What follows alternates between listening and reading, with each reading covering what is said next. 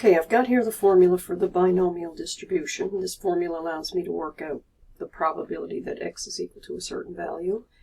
But in order to do that, I need to know my sample size. And in this case, we're picking 15 samples from some sort of a population. Oops, I don't know what happened there. Okay, so my sample size is 15, n equals 15. And I know already that 10% of this population is defective in some way. So I'm going to write that as a decimal, p is equal to 0.1.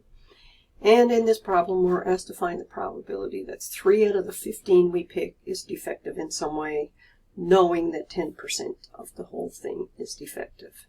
So working this out, if we were doing it by hand, I'd want to know what is the probability x is equal to 3, given that I take 15 items, so the formula says n factorial, so 15 factorial, divided by x factorial, x is equal to 3.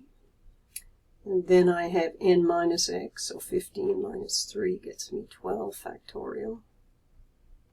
So I got to take 15 factorial, divide by 3 factorial times 12 factorial.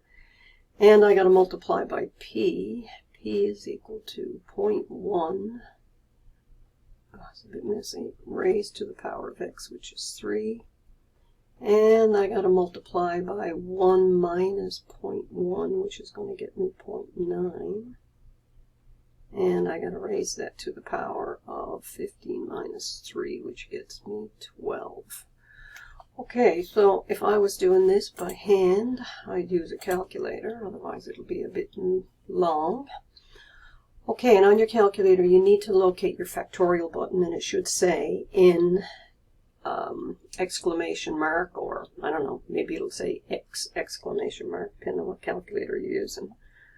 Alright, I want 15 factorial, so this is 15 times 14 times 13 times blah blah blah blah, all the way down to 1.